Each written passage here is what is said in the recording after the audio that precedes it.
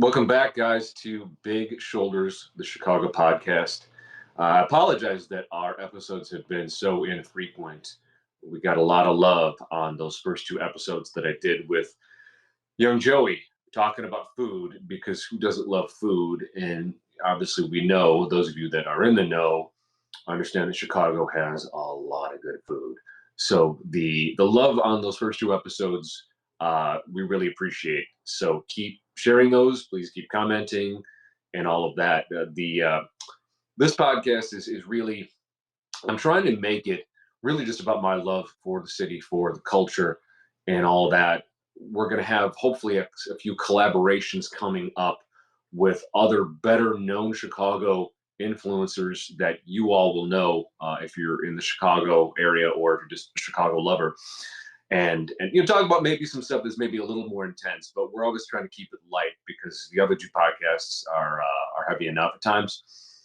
But something I wanted to talk about and something I was discussing with these other Chicago influencers that I really hope you guys will see us collaborating with soon was if you are from Chicago, and certainly if you're outside of Chicago, we seem to be the only city probably in the country, maybe just ahead of Detroit, where it seems to be okay for the national media and alternative media to do nothing but focus on the negative.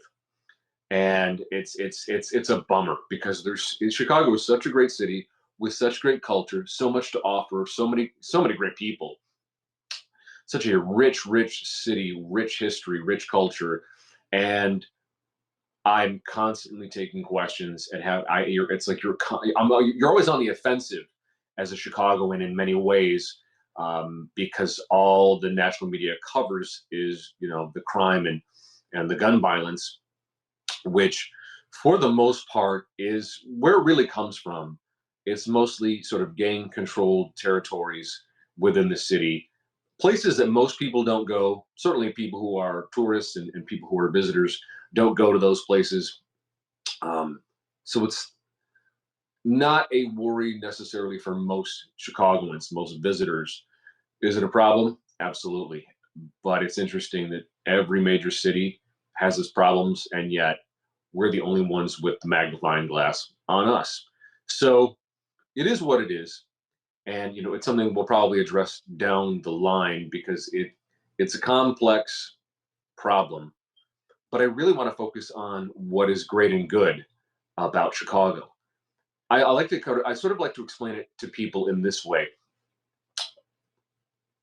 If you as a person, if every time you walked into a room, every time you interacted with another person, and all they brought up was maybe the mistakes that you've made or the missteps you've made in your life, how would that make you feel?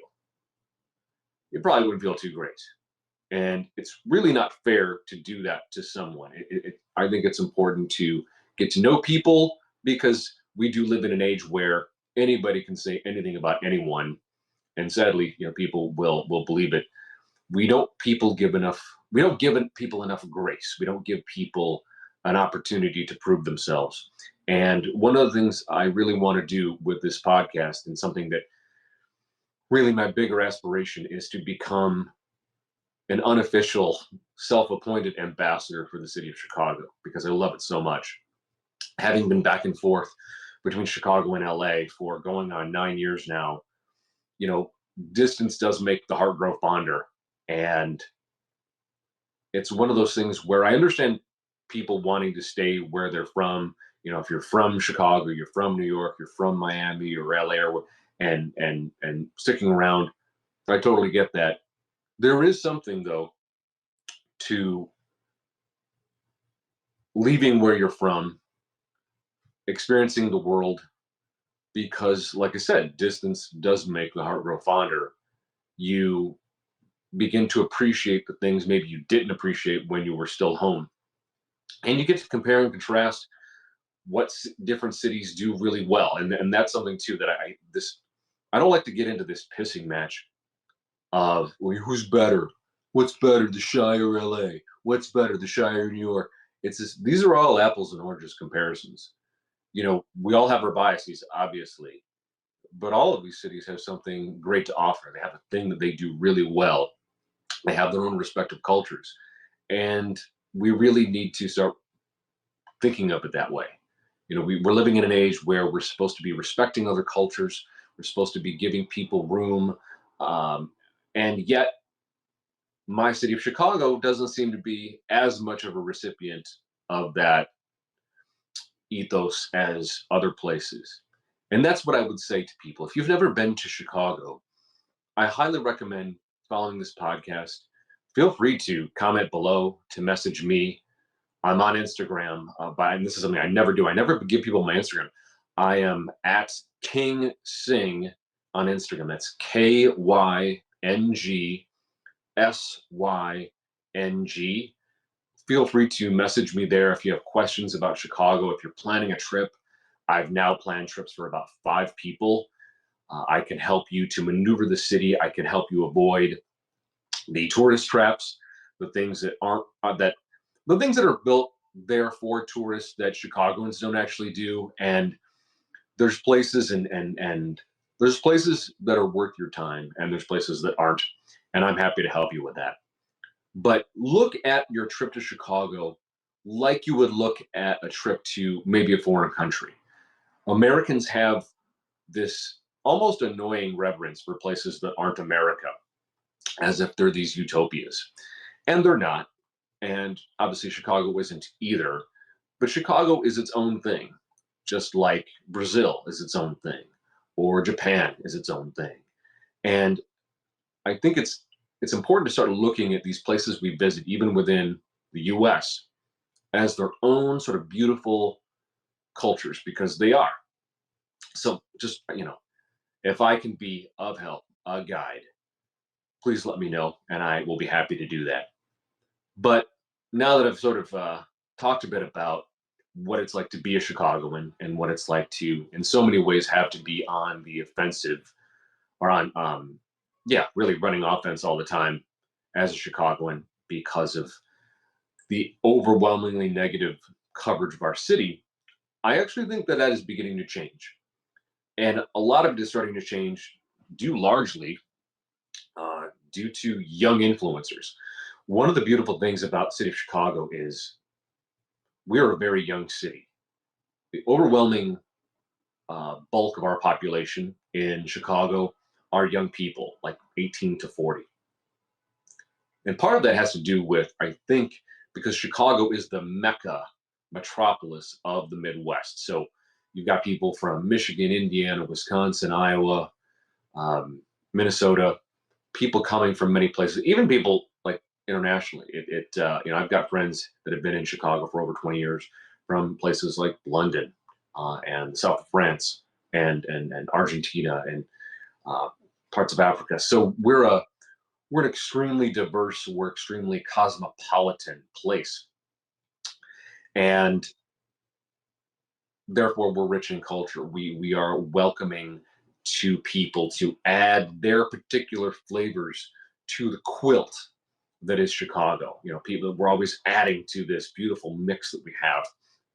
And so, along with that, and the sort of this internet age that's been cruising along now since the mid 90s, a crop of young internet savvy, social media savvy folks have hopped on and are really showcasing the city in a way that it never has before. And this is people. You have 77 flavors of Chicago. You have Number 6 with Cheese, Omnivorous Adam, John Vitti, who's a comedian. He does great work. Adam Rafi, another comedian. So there's a lot of folks that are highlighting the city. Guys like Jeffrey Bear, who works for WTTW, our PBS station. His sort of, I guess, docu-series about the city, its history, its architecture, are now being watched by a family of mine in California, Southern and Northern California. And there is this incredible love and respect that has been developing for Chicago outside of its borders, which is kind of new. Chicago is very different from LA and New York in the respect that Chicago is always sort of focused inward. We've never been an outward facing city. We do our own thing. We know how dope we are. Dilla, the Chicago historian Dilla, who is, you guys got to follow him. He does such great work. He's on Instagram, he's on TikTok. He does tours of the South Side. Just an amazing dude. It's because of people like him that we're finally looking outward. I look at Chicago kind of like Japan after the Tokugawa shogunate went away, and Japan opened its doors to the West, to the world, really, after 265 years. I studied Japanese history, language, and culture in school, so that's what I'm comparing it to. And Chicago, we perfected our food, our culture, our architecture, our sports in a really beautiful way. And now we are finally, I think, focusing and sharing it with the rest of the country and the rest of the world.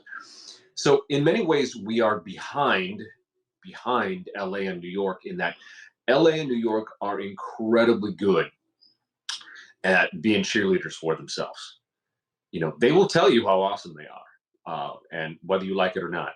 I kid LA and New York. I love both places. I've lived both places. I have friends in both places, family in both places, and they have their own flavors.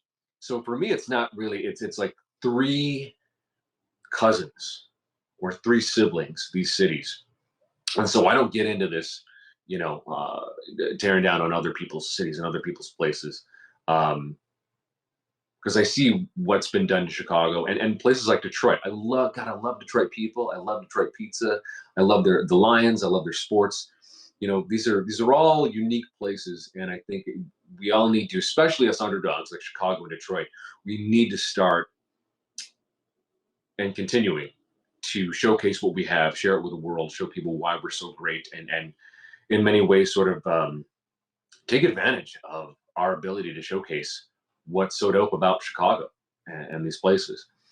So I wanted to kind of start with a question that I was going over with these other Chicago influencers. Is we kind of have a lack of a film industry in Chicago. I was thinking to myself, I have close friends that are writers and directors in Chicago, but we don't really have a strong independent film scene like LA and New York does. And I don't know why that is. If I'm missing that, please share in the comments below. Tell me what local filmmakers in Chicago should be highlighted, should be shared, because I want to hype those people. Because Chicago is so loaded with talent, writers, playwrights, screenwriters, directors, actors. I mean, the acting pedigree, the comedian pedigree coming out of Chicago. We have the Goodman, we have Steppenwolf, we are the home of Second City. There's so much that comes out of Chicago, but more often than not, that talent does migrate to one of the two coasts, because that's sort of where the established sort of film industries are, TV. Now, there are exceptions. Chicago has had the Chicago universe of shows, Chicago PD, Chicago Fire, Chicago Med, that have been going for, I think, well over a decade now. So God bless Dick Wolf, man, for highlighting our city, using our city as a platform and showcasing it in these shows, putting some Chicagoans to work. I would really like to see more Chicagoans at the head of these casts. That's something that we have to work on. We have to start insisting on that. You do a cop show in London, England, and half the cast isn't from New York or Chicago, but you watch a film like Steve McQueen's Widows with Viola Davis, which is an awesome film, really great movie you should watch. And half of the cast is like British or Australian, all playing Chicagoans. Steve McQueen is English. He can do whatever he wants. It's his film. He's directing it. But there seems to be a disconnect between the immense Chicago talent that we have and these studio films. And it doesn't happen when it's a movie about New York. It doesn't happen when it's a movie set in London, and it usually doesn't happen in a movie set in LA. Although there's a fair amount of like well-known LA films where the leads are from New York. Nobody seems to notice that all of these LA cops have accents from the Bronx and Queens, but whatever. So those are things that need to be worked on. But I wanted to talk about what I think are some of the really great examples of Chicago in film, Chicago on film, because we've got way more, I think, than maybe even a lot of Chicagoans know about. And I think that if you want to get to know the heart of Chicago, the spirit of Chicago, there are some films that you really have to watch. And the first two are probably two of my favorite films ever. They're definitely in my top 10. And the first film that I think, if you want to know Chicago, you want to know Chicago in our sense of life, our adventurous spirit, our sense of humor, especially. Chicagoans, while we can be really intellectual, conversational folks, we are the home of the Chicago school. Our blue collar guys are as much philosophers as our white collar guys and our scholars. You can look no further than the great 1980 film, The Blues Brothers, which was directed by the great John Landis, who gave us Michael Jackson's Thriller video and one of the best, in fact, the best werewolf film ever made, An American Werewolf in London.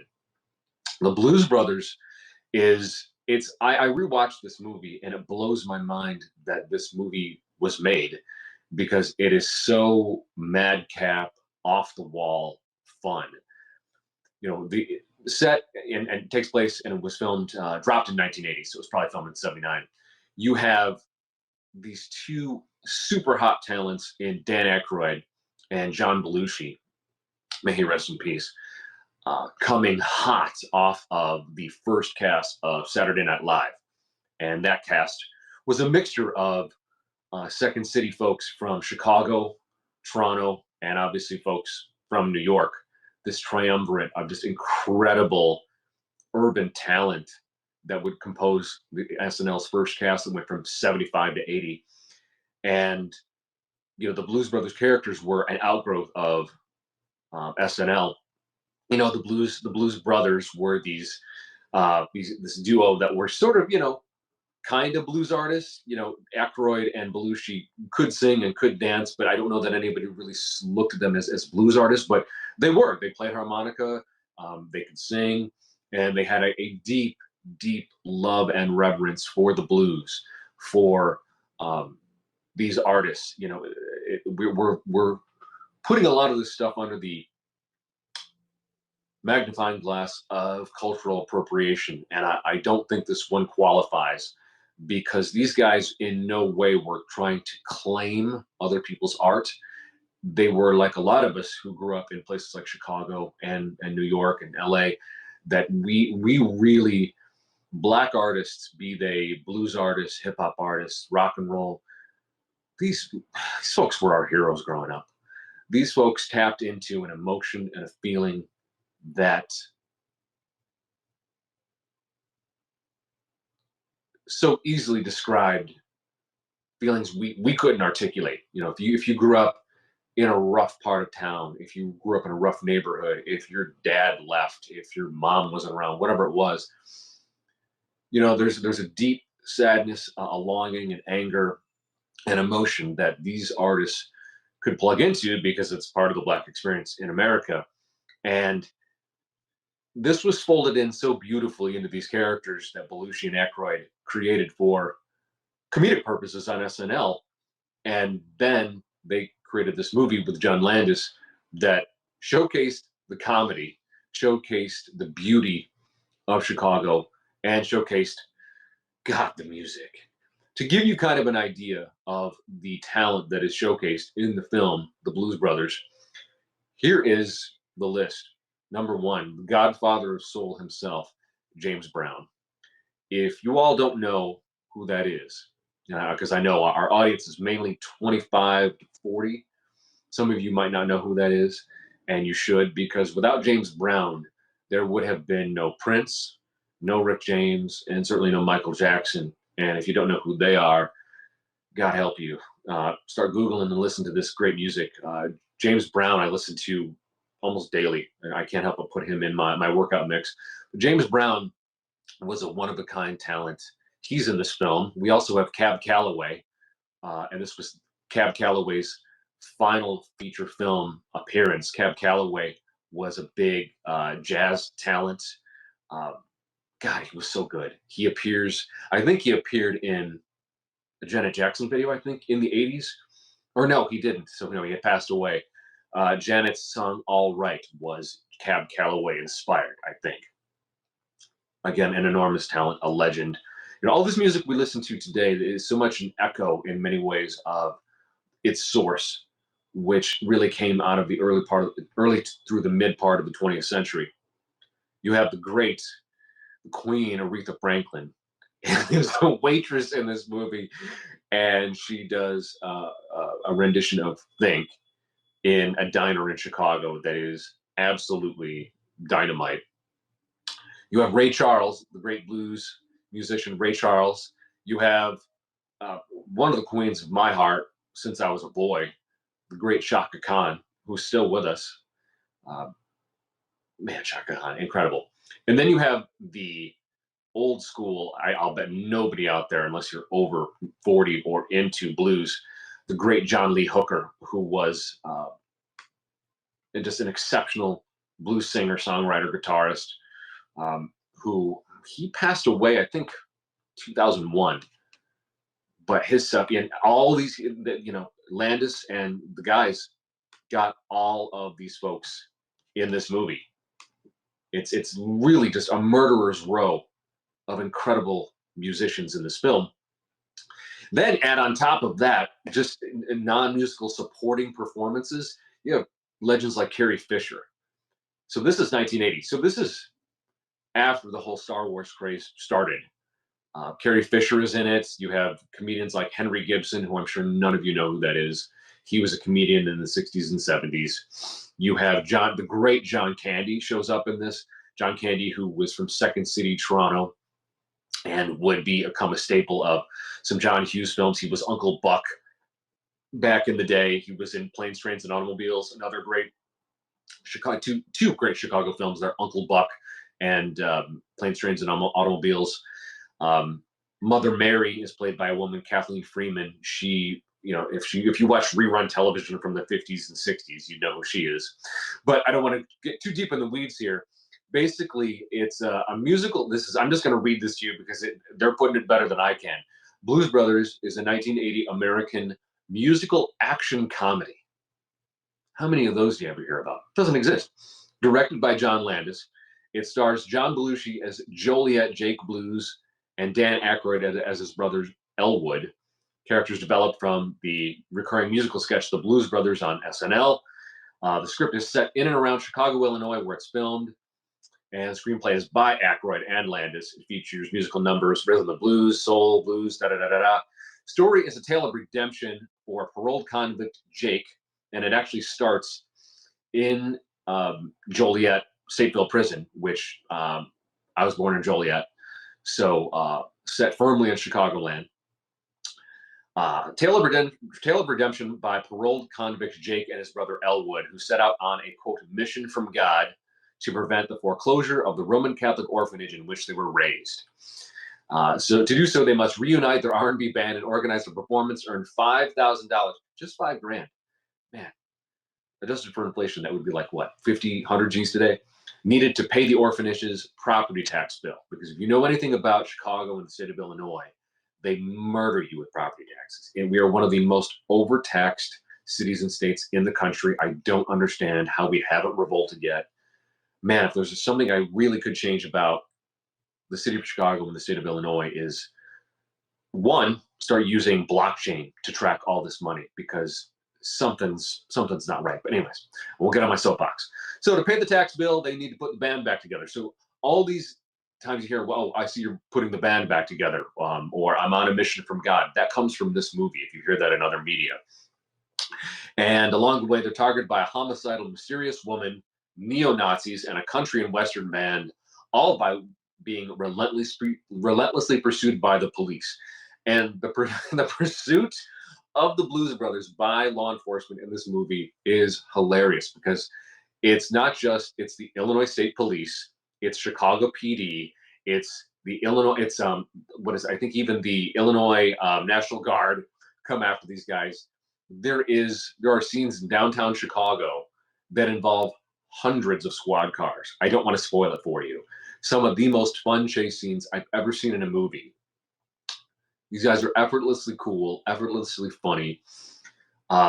it's so worth watching. I don't want to say too much about it other than it's Aykroyd, it's Belushi, it's John Landis, it's Chicago, it's crazy madcap. I mean, they're driving through a mall at one point. You know, there's this crazy woman that's chasing them, three law enforcement agencies chasing them, and mixed in amongst it are some of the greatest blues, jazz, and R&B talents that have ever lived. This movie is an absolute gem, and that's why, um, this list isn't meant to be exhaustive, but this is number one. It just is, or it's maybe number one tied with the second film that I want to share with you guys. This is another Chicago film. It's quintessential Chicago film, and I don't know if people really see it as that, and they should. It is 1981's Thief, which was directed by Chicago's very own Michael Mann. If you know anything about Michael Mann, he gave us incredible films like Heat. He gave us the Miami Vice TV series and the feature film. Michael Mann is a force to be reckoned with. He is so talented. We are so lucky to call him ours. Let me pull up his. Let's see where. That's weird. There's no filmography here. Music, filming. Well, the big two that are popping out of my head right now, Thief and Heat. But Thief in particular is a really fun, interesting film. I believe it was Michael Mann's feature film debut, and the lead is the great James Caan.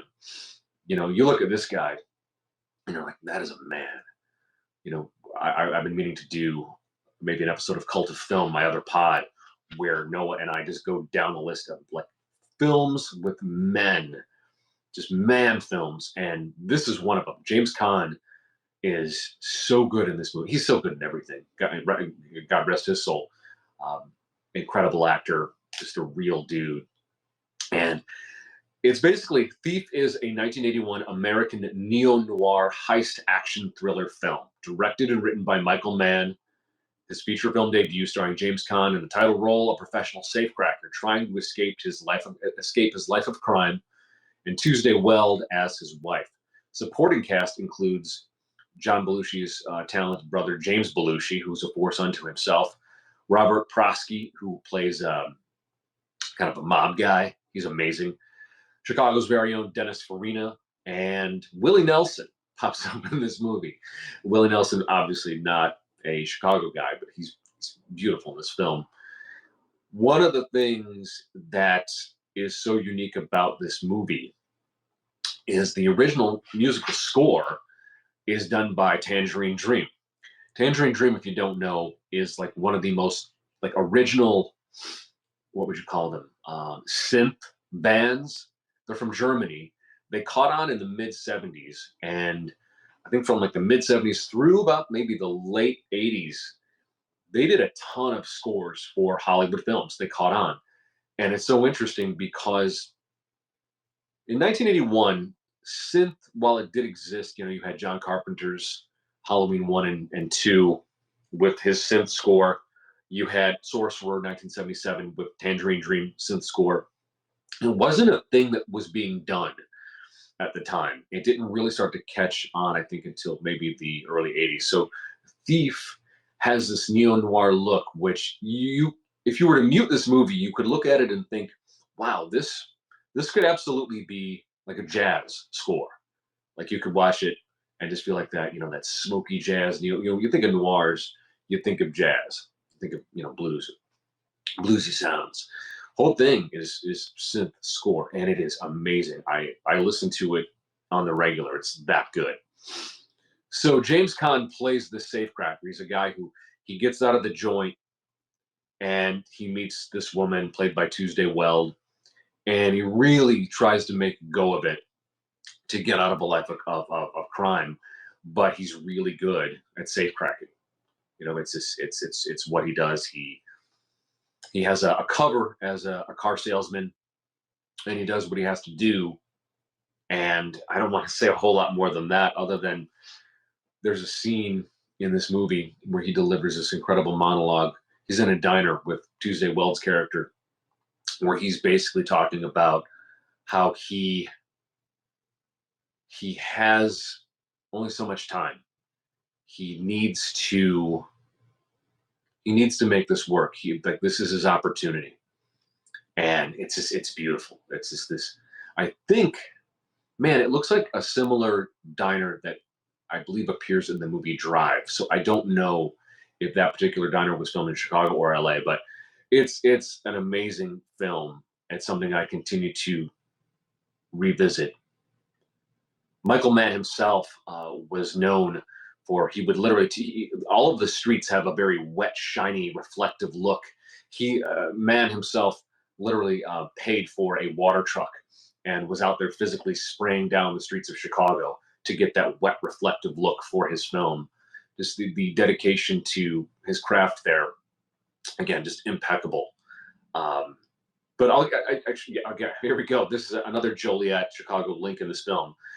Frank, who that's the character that Khan plays, is a jewel thief and ex-convict who has a set structure to his life since being released from Joliet Correctional Center in Joliet, Illinois, with a pair of successful Chicago businesses, a bar and a car dealership, as fronts for his criminal enterprise.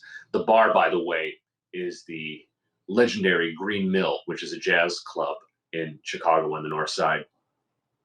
And with a pair of successful, Frank sets out to fulfill the missing part of his life vision: a family with Jesse, played by Tuesday Weld, a cashier that he has begun dating.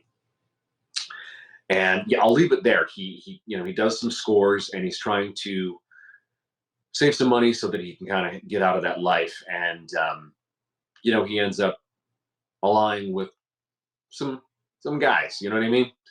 And the thrills and suspense and everything builds from there. So I again don't want to spoil too much for you, other than, to me, those are the two triumvirate sort of films of Chicago One film that are worth watching.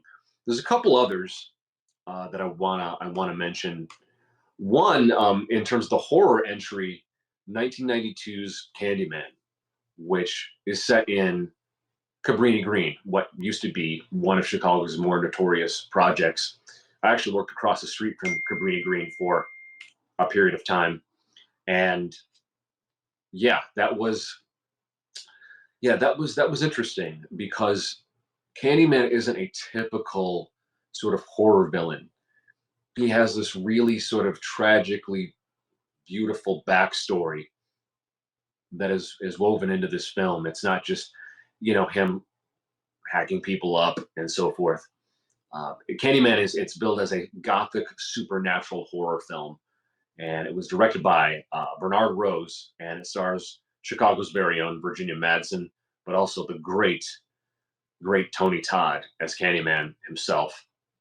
And I believe Vanessa Williams even pops up in this movie. It's based on a Clive Barker short story called The Forbidden.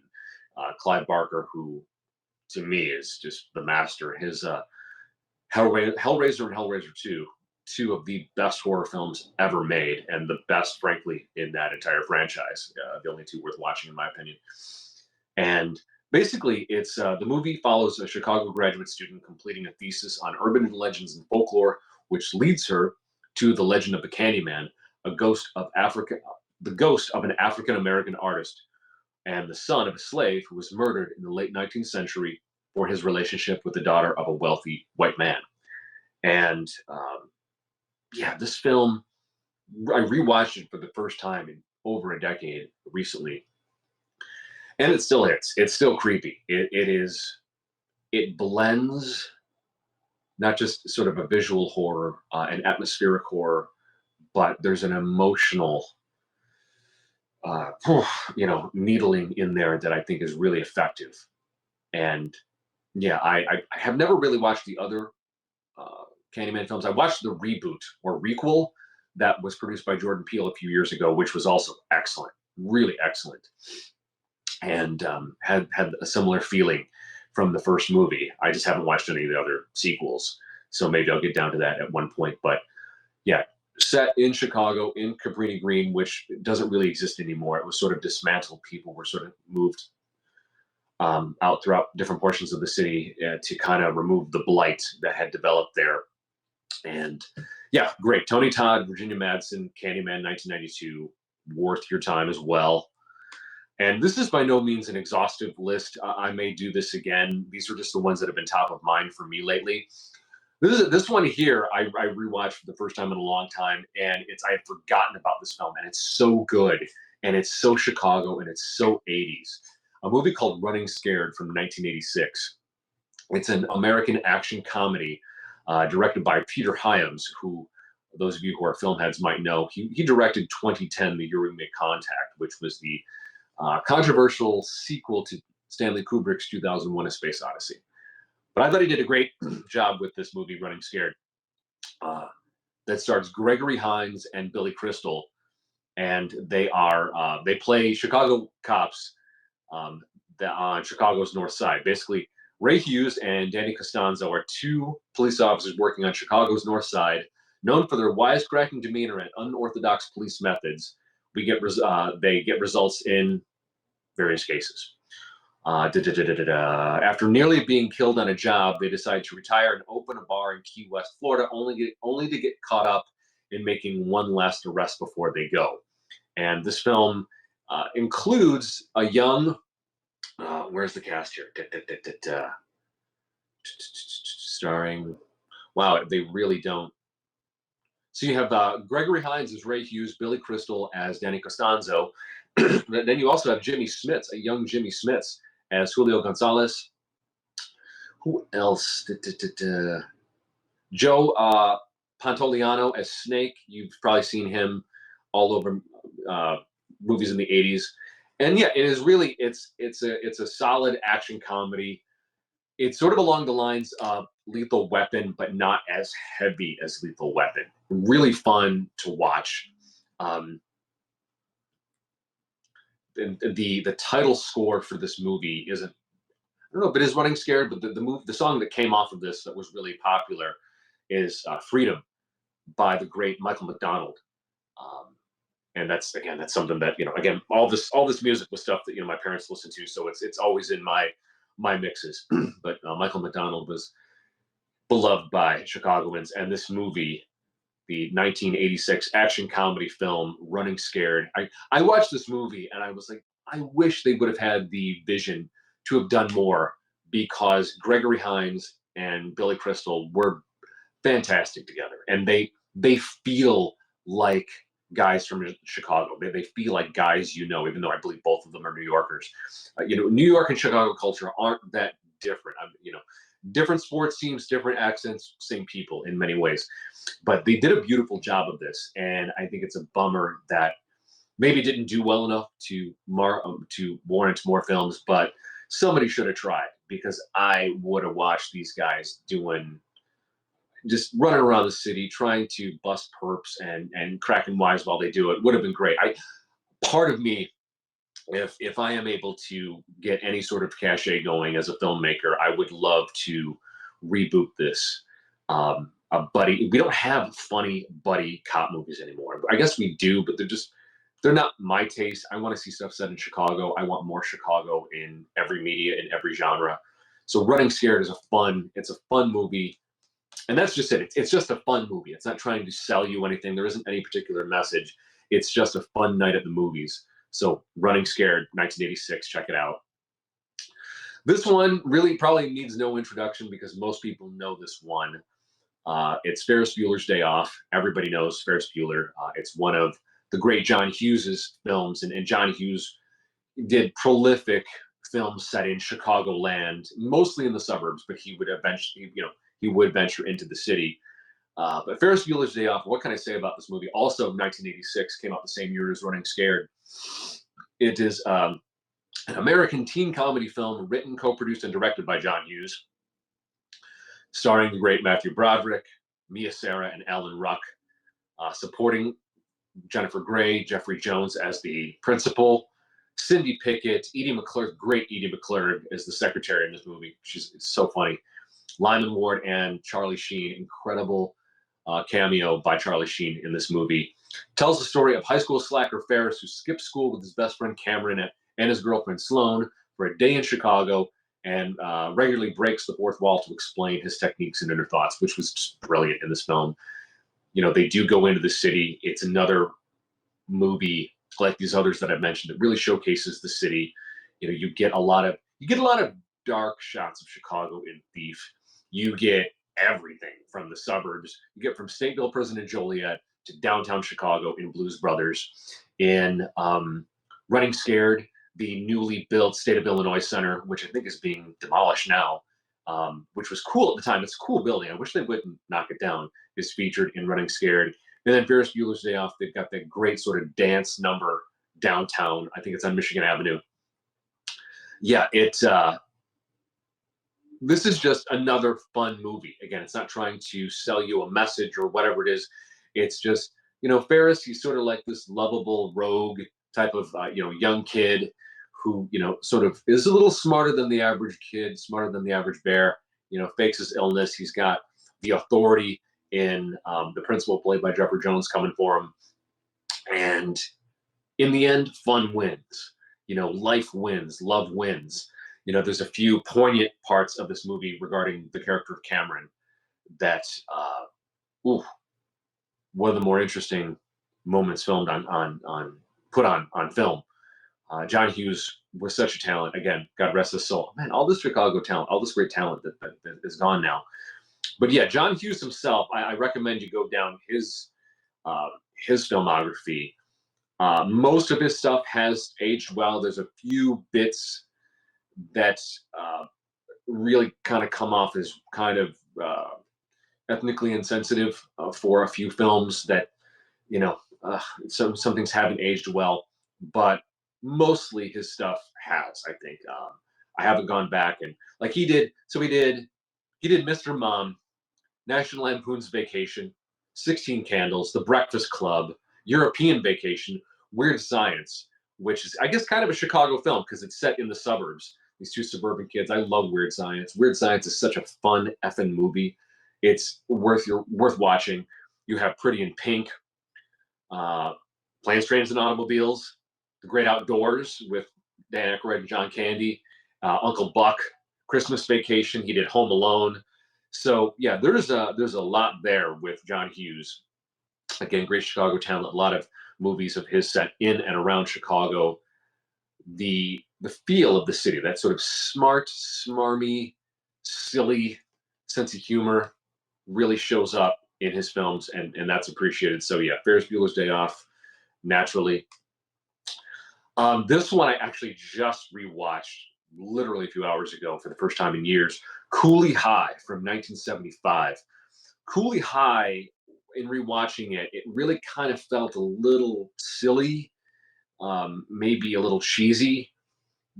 Some amazing talent would come out of this film. You had Lawrence Hilton Jacobs, Garrett Morris. I think this was right before he started doing SNL. Glenn Turman, some folks that would go on to big things. And it's really just a movie about three friends, teenagers in Chicago. It dropped in 75, but it's set in 1964.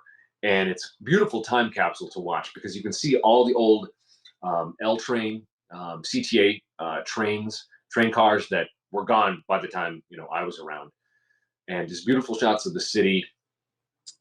Chicago 1964 to 75. I don't know how much of a difference there was there, so it kind of, I guess, works. Not that I was around at the time, but it follows these three kids just through them trying to figure stuff out. Chasing girls, trying to get keep their grades up, trying to figure out who they are and what they want, cracking wise, just kind of being idiots, but they're lovable and they're sweet, and a lot of the main cast, they have an it factor to them, these guys, and it really doesn't set in. And again, I don't want to spoil it for you, but it's sort of silly, funny, cheesy, and then you get to the end, and it takes this very serious turn, and I don't want to spoil it, but I don't know what it is, but maybe it's because I'm an older, I'm not a kid anymore, obviously, and having lost friends, this hit me way hard at the ending of this movie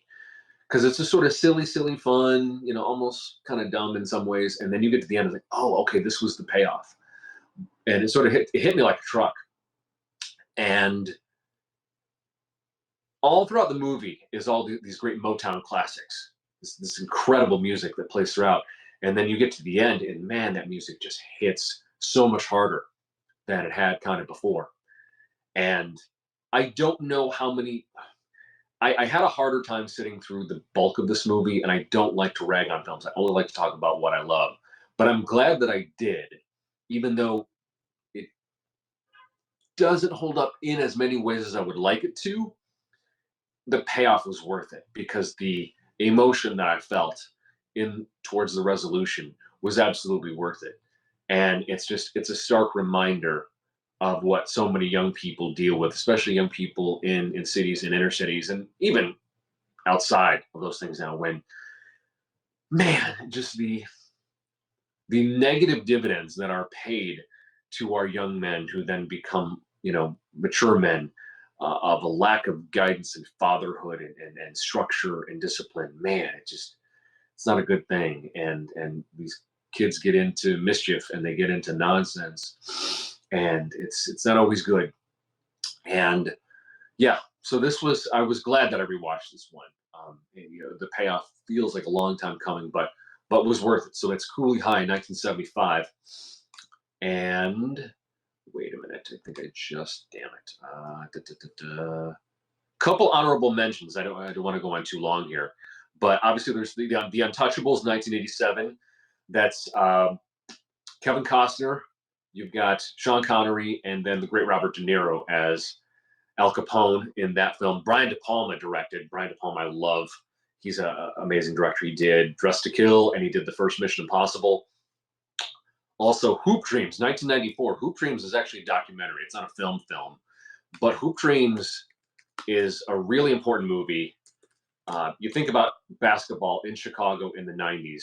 Obviously, we had the Bulls dynasty going on at that time. And this movie is a time capsule, but it's also a cultural, historical excavation.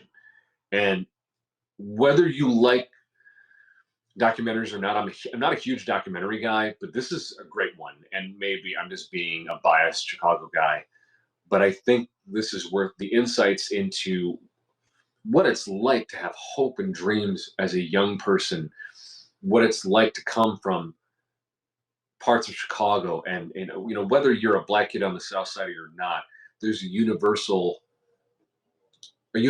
about Hoop Dreams that I think everyone should watch. It's really good. It's really good, and it's on Tubi right now for free, along with a lot of other great stuff. What else here? What else? Oh, Widows, 2018, probably the most recent one.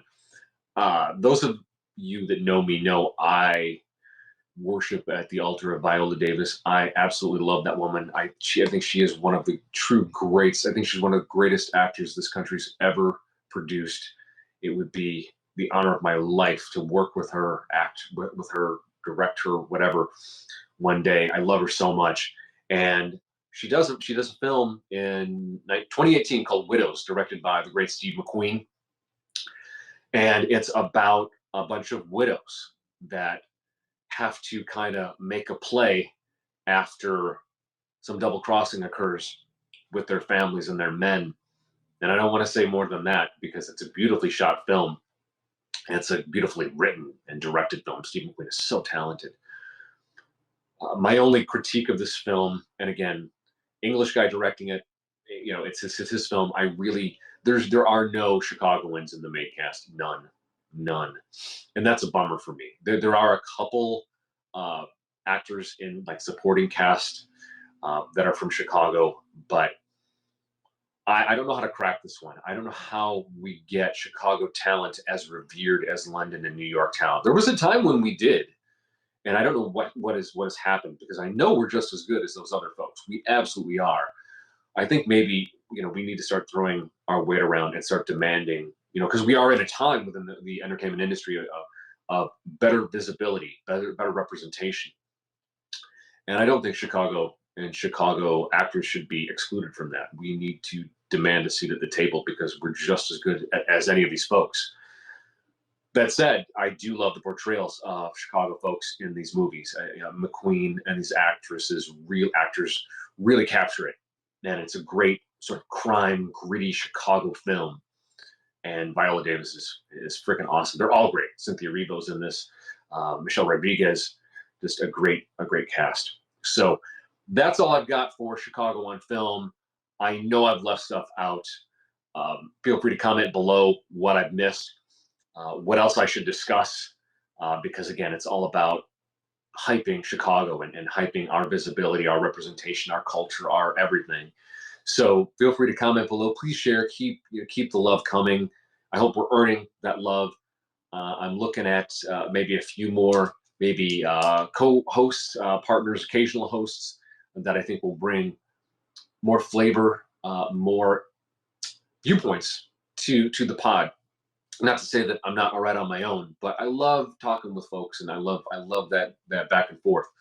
So yeah, if I've missed any particular Chicago pieces of film, and I know I didn't talk about TV, and all I would talk about would be The Bear, because The Bear is amazing, and The Bear is not only some of the best television ever written, it's some of the best television ever written set in Chicago that captures the spirit of Chicago. God damn, do they do a great job. Please watch The Bear on Hulu. They've gotten 2 seasons. I really want more. That entire cast is absolutely effing dynamite. It's about people bearing down and winning and working hard. And it's, so again, that's TV, not film. Watch The Bear and watch all of these great Chicago films that I talked about today. Thanks very much for watching. I hope that I continue to earn your viewership. Please subscribe. The vast majority of people watching our channel aren't subscribed. If you can subscribe, that will help me with the algorithm. It will help me to really want to do travel logs and food reviews in Chicago as part of Big Shoulders. But I can't do that unless I'm able to build it. So please help me. Like, subscribe, share, comment. And yeah, thank you again, guys, and take care. We'll see you next time.